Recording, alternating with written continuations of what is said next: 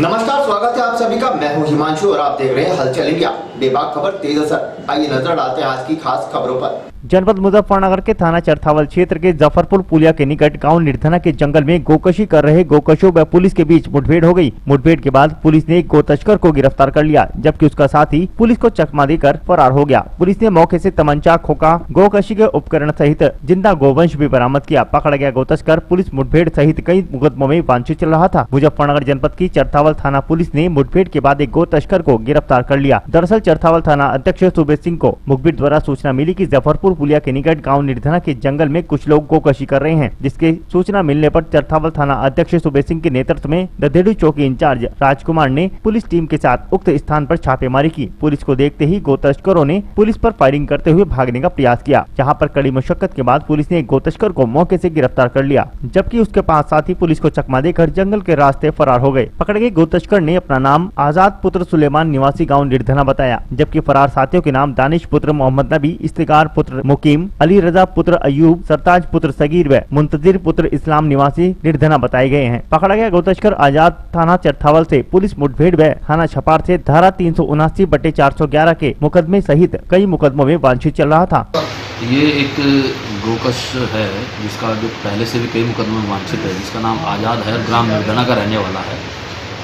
इसकी जो है सूचना थी कि गोकशी कर रहा है। मौके पर पुलिस टीम पहुंची और वहाँ से इसको जैसी पुलिस टीम पहुंची तो इसने पुलिस पार्टी पर जानलेवा हमला किया, फायर किया, परंतु इसको वहाँ पे गिरफ्तार किया गया है। मौके से इसके एक बच्चिया जो है, छोटी बच्चिया जिसको गोकशी करने के लिए इसने वहाँ बांध रखा था, वो बरामद हुई है। एक अवैध तमंचा, कारतूस और जो सामान है सारा काटने का, गोकशी करने का, जो कुल्हाड़ी और वो सब सामान है वो बरामद हुआ है।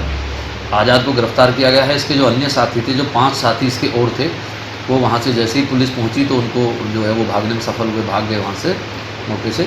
उनको भी शीघ्र गिरफ्तार किया जाएगा और इसको जो है गिरफ्तार करके जेल भेजा।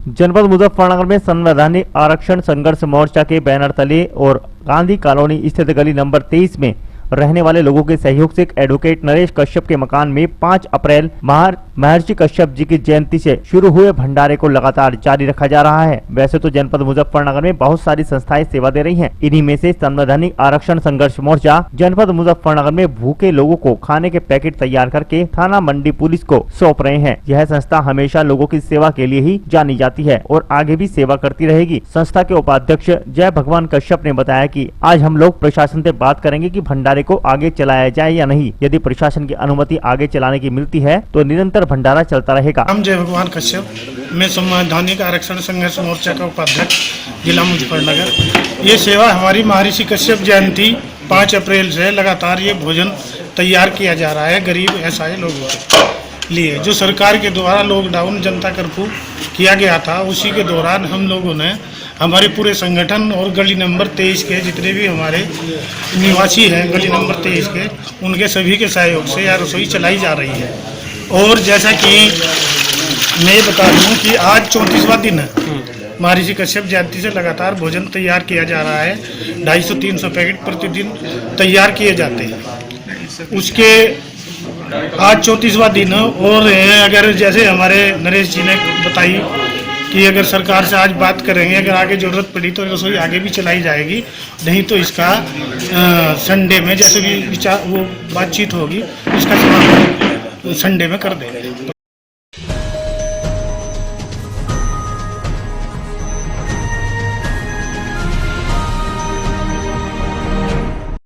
मुलजिमों को जेल भेजने जा रही मेहरौनी पुलिस की जीप मिर्चवाड़ा गांव के पास अनियंत्रित होकर पुलिया से टकरा गई, जिसमें एसआई राजेंद्र समेत 4 लोगों को गंभीर चोटें आई। एक महिला, 2 बच्चों समेत 9 लोग जीप में सवार थे। थाना ललितपुर के अंतर्गत गांव मिर्चावाड़ा में गेट के आगे मेहरौनी पुलिस की जीप अनियंत्रित होकर पुलिया से जा टकराई, जिसमें पुलिस ड्राइवर और एक होमगार्ड समेत 4 को चोटें आई हैं। मेहरौनी पुलिस की जीप से एसआई राजेंद्र सिंह मुलजिम को लेकर कोर्ट जा रहे थे। मिर्चवाड़ा गाँव के पास बनी मेन रोड की पुलिया में जीप अनियंत्रित होकर टकरा गई, जिसमें जीप का ड्राइवर और होमगार्ड की हालत गंभीर बताई जा रही है। गनीमत रही कि जीप पुलिया को पार नहीं कर सकी, नहीं तो एक बड़ा हादसा हो सकता था। गांव वालों की मदद से पुलिस कर्मियों और मुलजिमों को जीप से बाहर निकालकर आनन फानन में 108 के माध्यम से जिला चिकित्सालय भिजवाया गया।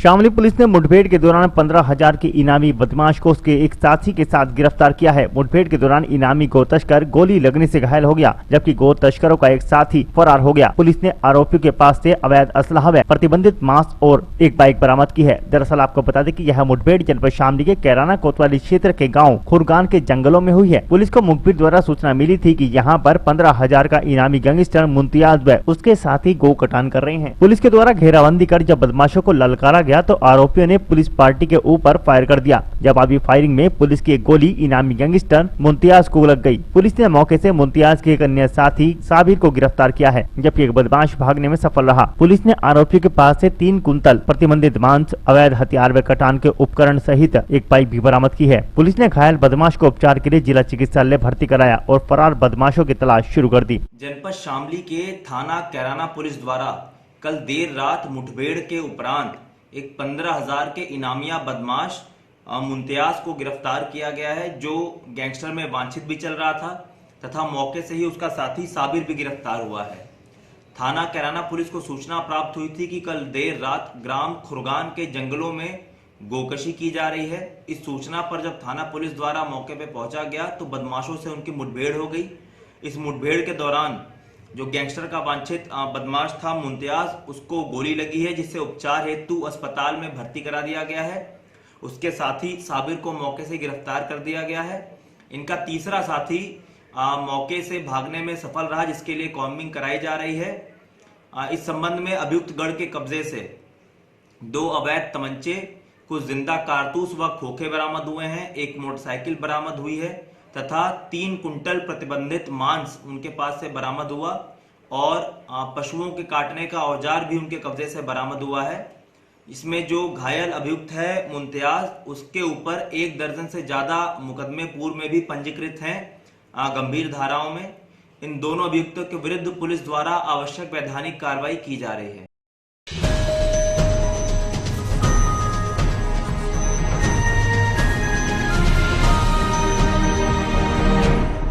सहारनपुर के देवबंद थाना क्षेत्र के मोहल्ला पठानपुरा में लॉकडाउन में गश्त के दौरान पुलिस की कुछ युवकों से कहासुनी हो गई, जिसमें युवकों ने पुलिस के साथ झड़प कर दी। झड़प से गुस्साए पुलिस कर्मियों ने पीएससी के साथ मिलकर घरों में घुसकर दबिशें दी। बताया जा रहा है कि इस दौरान कई महिला और पुरुष भी घायल हुए। पूर्व विधायक माविया अली और उनके प्रतिनिधि ने मौके पर पहुंचकर गुस्साए लोगों को शांत किया। पूर्व विधायक और कांग्रेसी नेता इमरान मसूद भी घटना स्थल पर पहुंचे और अधिकारियों से बात की।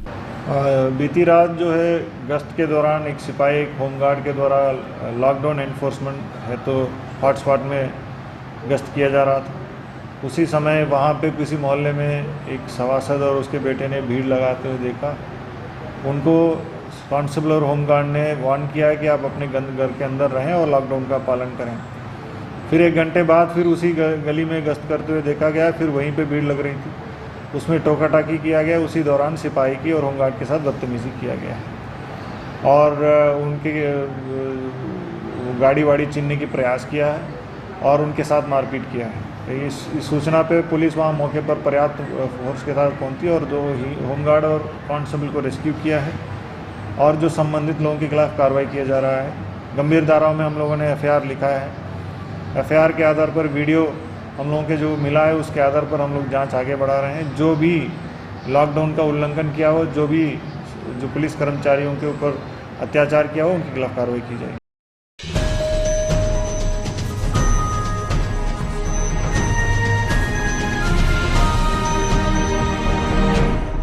बागपत में कोरोना मरीजों की संख्या बढ़कर 6 हो गई है। बड़ौद के एक ही परिवार के 3 लोगों को कोरोना वायरस की पुष्टि हुई है। एक ही परिवार के पति, पत्नी और बेटी को कोरोना पॉजिटिव की रिपोर्ट आई है। बताया जा रहा है कि ये व्यक्ति एक अस्पताल की लैब में काम कर रहा था और पिछले कुछ समय से गायब था। सर्वे के दौरान मेडिकल टीम ने इसकी जानकारी जुटाई और रिपोर्ट जाँच के लिए भेजी, जिसमें पूरे परिवार की रिपोर्ट पॉजिटिव आने से हड़कंप मच गया। फिलहाल स्वास्थ्य विभाग और पुलिस इन तीनों के संपर्क में आए लोगों को तलाश कर रही है और बड़ौद की सुभाष नगर कॉलोनी को सीज करने की तैयारी चल रही है। बागपत में अब तक कोरोना के 21 मामले सामने आए हैं, जिनमें से 15 मरीज ठीक होने के बाद डिस्चार्ज होकर वापस जा चुके हैं, जबकि अब दोबारा से फिर कोरोना मरीजों की संख्या धीरे धीरे बढ़ रही है, जो अब दोबारा से 6 पर पहुंच चुकी है। कोरोना पॉजिटिव लोग बड़ौद के सुभाष नगर कॉलोनी के बताए जा रहे हैं। देखिए, अभी जैसे 3 लोग जो मिले हैं उनमें ये जो सुभाष नगर गली नंबर 3 का बताया गया है इनका, और पहले ये कोई अपनी लैब चलाते हैं जो कि निर्मल हॉस्पिटल में बताया गया था, पर उनके संपर्क में जैसा बताया गया कि वो 14 दिन से नहीं है। और अभी हमारा सर्वे अभी चालू है और सर्वे के उपरांत ही पूरी डिटेल दे पाएंगे। तो क्या जो क्लिनिक है या मोहल्ला उसको सील किया जाएगा? हाँ, हमने प्रशासन को इन्फॉर्म किया है और उम्मीद है उनको इस तरह से इसको सील करने की प्रक्रिया चालू हो जाएगी। अच्छा डॉक्टर साहब, जो उनके संपर्क में और लोग आए होंगे उनकी कोई सूची बनाई जा रही है इस पर? हाँ बिल्कुल, उनकी सूची बनाई जाएगी और जैसे ही सूची मिलती है मैं आपको इन्फॉर्म करूँगा।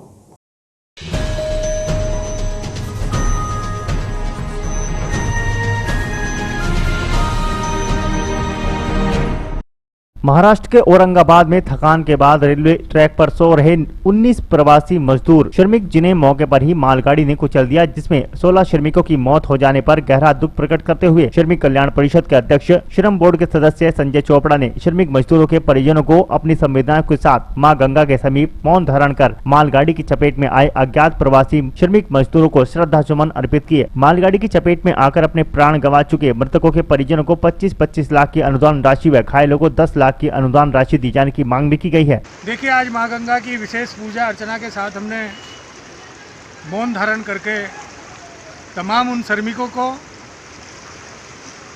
जो रात को रेल लाइन के किनारे आराम फरमा रहे थे, आराम कर रहे थे, उनको ये नहीं पता था कि वो सुस्ता रहे हैं, आराम कर रहे हैं, और मालगाड़ी ने जिस प्रकार से उनको रोक दिया और उनकी आकस्मिक मृत्यु हो गई। तो आज माँ गंगा से विशेष पूजा अर्चना करके माँ गंगा से हमने ये कामना की है कि माँ गंगा उनको सद्गति दे, माँ गंगा उनको अपने चरणों में स्थान दे। साथ ही हमारा आपके माध्यम से मांग है वहाँ की राज्य सरकार से कि वहाँ की राज्य सरकार ने जो 5-5 लाख रुपए की जो घोषणा की है उनके परिजनों को देने की, 5 लाख रुपए पर्याप्त नहीं है। कम से कम 25-25 लाख की उनको सहायता राशि।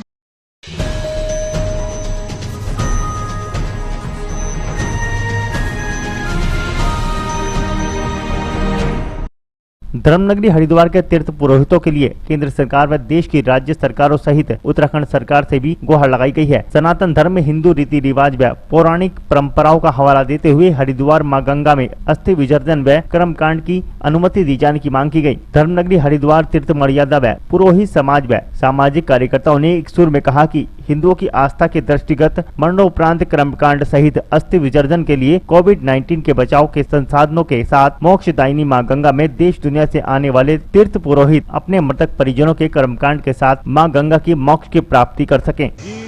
जैसे हमारे बड़े भाई श्रीकांत जी ने सरकार से अनुरोध किया है, पूर्व में करते आ रहे हैं लगभग एक माह से, तो सभी की एक यही मंतव्य है कि किसी तरह ये जो निश्चित अवधि का मृत्यु संबंधी धार्मिक कृत्य है, ये प्रथम दिन से लेकर के 13 दिन तक के बीच में ही सब क्रियाक्रम, रस्म पगड़ी, अस्थि विसर्जन, दाह संस्कार से आरंभ होता है। तो इसको एक निश्चित अवधि में किया जा सकता है। इसमें हमारे धर्म है कि सारे विश्व के अंदर कोरोना महामारी से सभी लोग त्रस्त हैं और हमारे माननीय मोदी जी ने इसकी खतरे की संभावना को भांपते हुए लॉकडाउन का ऐलान करके हम सबको बचाया। परंतु ये जो निर्णय लिया गया कि हरिद्वार के अंदर आने वाले तीर्थयात्री श्रद्धालु जो अस्थि प्रवाह करने के लिए आ रहे हैं, उनको बॉर्डर पर रोकना और इस कार्य के लिए विवश करना कि वो अपने पूर्वजों का अस्थि विसर्जन शुक्रताल और गढ़गंग मुक्तेश्वर में करें, ये सर्वथा अनुचित और गलत है। इससे हरिद्वार तीर्थ की मर्यादा भी भंग हो रही है और जो श्रद्धालु तीर्थयात्री सैकड़ों मीलों से चलकर अपने पूर्वजों के अस्थि प्रवाह क्रियाक्रम करने के लिए यहाँ आ रहे हैं, उनकी भावना को ठेस पहुँचे। हमारा सरकार से अनुरोध है, चाहे वो बॉर्डर से 2 ही व्यक्ति परमिशन दें, पूरे लॉकडाउन का पालन कराएं, उनका मेडिकल कराएं, लेकिन उनको इस कार्य के लिए आने के लिए मिलती है। ठीक उसी प्रकार से जब इंसान सनातन धर्म के अंदर जब अपने शरीर को त्याग देता है, शरीर त्याग देता है, उसके बाद 13 दिन का कर्म बताया गया है और 13 दिन के कर्म के अंदर क्रियाएं होती हैं नाना प्रकार की, जिसमें 13 दिन के अंदर अंदर जो जिसकी मृत्यु हो चुकी है, कर्म कांड के हिसाब से उसको हरिद्वार के अंदर आकर मोक्ष की प्राप्ति के लिए माँ गंगा में उनके फूल को विसर्जित किया जाता है। तो मैं कहना चाहता हूँ आपके माध्यम से कि निश्चित रूप से देखिए, जब भी देश के अंदर जब भी दुनिया में प्रलय आई है तो 2 जगह ऐसी रही हैं जो शास्त्र बताते हैं।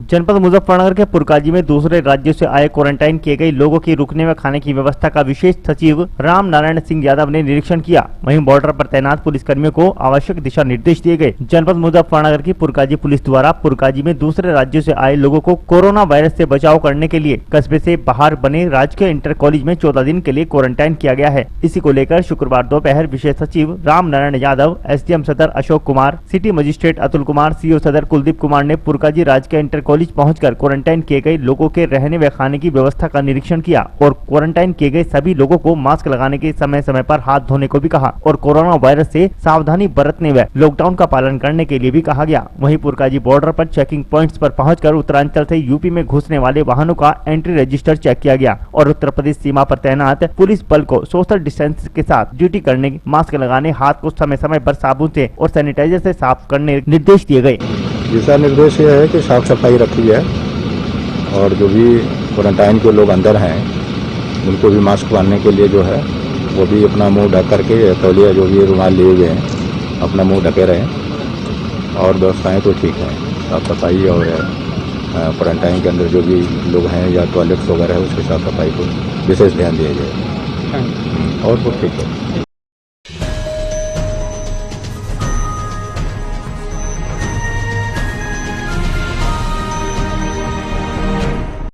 जनपद मुजफ्फरनगर के रामराज थाना क्षेत्र के हरभजन सिंह गांव देवल निवासी सुबह अपने ट्रैक्टर से कंप्यूटर मांझा लेकर VIT पेट्रोल पंप पर अपने ट्रैक्टर में डीजल भरवाने के लिए जा रहे थे। जैसे ही वह ट्रैक्टर को लेकर हाईवे पर चढ़े तो सामने से आ रही एक कार टोयोटा ने ट्रैक्टर में जोरदार टक्कर मार दी। गनीमत यह रही कि ट्रैक्टर ड्राइवर को मामूली सी चोट आई, वहीं कार चालक बाल बाल बच गया, जिसमें कार काफी रूप से क्षतिग्रस्त हो गई। कार में जो व्यक्ति थे वह देवबंद से बिजनौर की तरफ जा रहे थे। इस एक्सीडेंट की सूचना ग्रामीणों ने तुरंत रामराज पुलिस को दी। मौके पर पहुंचे पुलिस ने मामले की जांच पड़ताल शुरू कर दी।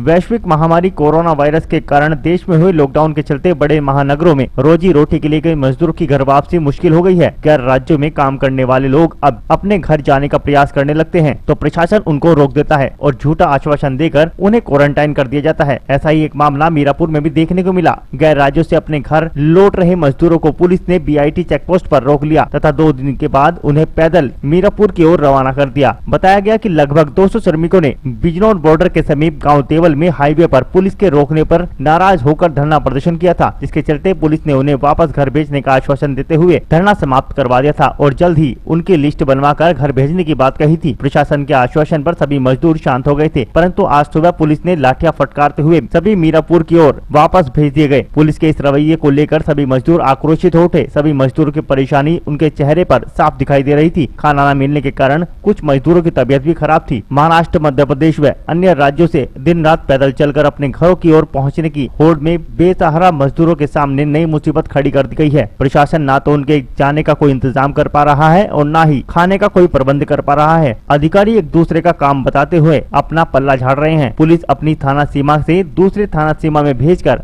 अपना काम पूर्ण कर देती है। बेसहारा मजदूरों में प्रशासन की मार की झलक साफ दिखाई दे रही है। हम पंजाब से आ रहे हैं, हम जी देवरिया के हैं, पैदल जी।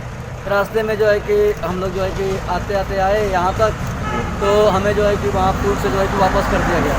वो बोल रहे हैं कि इधर आदमी नहीं जा सकता, बंद है। तो हम बोले तो वो बोल रहे हैं कि नहीं नहीं इधर आदमी नहीं जा सकता कोई भी। तो कितने लोग हैं? तो वहाँ से हम लोग वहाँ से लगभग थे 85 आदमी। अच्छा। फिर वहाँ से वो लोग वापस कर दिया और इधर उधर आदमी फिर हो गया। हम तो बांदा के रहने वाले यूपी पंजाब से पैदल हो गए 8-10 दिन। इसका सर कोई सहयोग नहीं दे रहा है, ना कोई साधन है हमारे पास। यहाँ से गंगा नदी से वापसी कर दिया पुल के पास से, नहीं जाने दे रहे हैं। नहीं सर, कोई व्यवस्था नहीं है। कुछ नहीं है। हम 14-15 आदमी।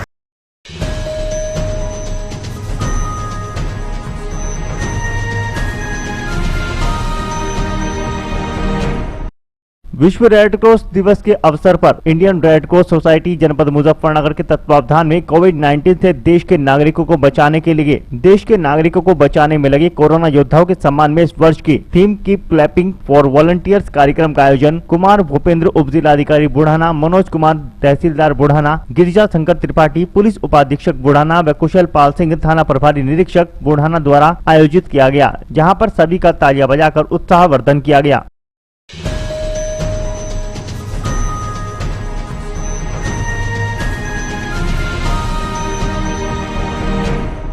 कोरोना वायरस की गंभीरता को देखते हुए नगर पंचायत चरथावल अध्यक्ष सत्येंद्र त्यागी व अधिशासी अधिकारी के आदेश पर समस्त कर्मचारी को वरिष्ठ लिपिक महेश प्रसाद द्वारा ग्लव्स और सैनिटाइजर बांटे गए। उन्होंने सभी सफाई सैनिकों को क्वारंटाइन सेंटरों की सफाई और सैनिटाइजर करने के साथ साथ अपना भी बचाव करने के लिए कहा, क्योंकि कोरोना बीमारी का बचाव ही उपाय है। उन्होंने सभी क्वारंटाइन सेंटर पर लगे कर्मचारियों से कहा कि कोई भी सफाई सैनिक बिना पीपीई किट के सफाई और सैनिटाइजेशन न करे। उसके बाद उनकी अगुवाई में ही सफाई कार्य शुरू हुआ और तीनों quarantine centre Chandrashekhar Azad degree college, आर्य कन्या इंटर कॉलेज और गांधी इंटर कॉलेज में सफाई के साथ साथ सोडियम हाइपोक्लोराइड द्वारा तीनों कॉलेजों को सैनिटाइज किया गया। इसके बाद कस्बे के 7 वार्डों और मेन गलियों में भी सभी ब्रांच गलियों को भी सैनिटाइज किया गया। हमारे सभी सफाई कर्मचारी एकजुट होकर कार्य कर रहे हैं, जिसमें सर्वप्रथम सफाई का कार्य है, उसके बाद सैनिटाइजर मशीन द्वारा और पानी के टैंकर में क्लोरीन और सोडियम हाइपोक्लोराइड का घोल कर उसे घर घर और हर सेंटर पर, हमारे यहाँ पे 3 सेंटर है, ये 3 सेंटरों पर लगातार जारी है और शाम में फॉगिंग का कार्य भी प्रभावी है। प्रतिदिन फॉगिंग का कार्य भी कराया जा रहा है तीनों सेंटर। हमारी बीमारी फैल रही है, जिससे ताकि लोग संक्रमित न हो, हमें बीमारी से बचाव के लिए हमें चारों तरफ, कस्बे के भी चारों तरफ और कस्बे के अंदर भी साफ सफाई व्यवस्था करानी पड़ रही है और तीन टाइम सफाई चल रही है। और वहाँ पे क्वारंटीन के लिए आए हुए हैं, वहाँ पे भी हमारी सफाई व्यवस्था चल रही है ताकि भाई कोई बीमार ना हो सके।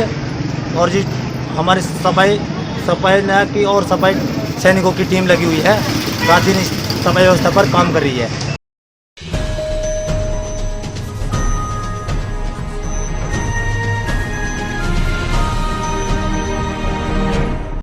जनपद मुजफ्फरनगर के रुड़की रोड स्थित राधा स्वामी सत्संग केंद्र का अधिकारियों ने निरीक्षण किया। मुजफ्फरनगर में उत्तर प्रदेश शासन से आए पर्यवेक्षक और city magistrate Atul Kumar, CO Harish Bhadauria, कोतवाल अनिल कपरवान, जिला कार्यक्रम अधिकारी बलजीत सिंह सभी ने राधा स्वामी सत्संग केंद्र पहुंचकर वहां पर निरीक्षण किया। वहां से जो खाना गरीब लोगों तक पहुंचाया जाता है, उस खाने की साफ सफाई को लेकर भी निरीक्षण किया गया और खाने में क्या क्या वितरण कर रहे हैं इसका भी जायजा लिया गया। जहाँ पर कच्चा राशन रखा हुआ है, उस भंडार गृह को भी चेक किया गया। राधा स्वामी सत्संग केंद्र में खाना बना रहे सेवादारों की साफ सफाई को भी देखा गया, जिसे देखकर अधिकारी काफी संतुष्ट दिखाई दिए।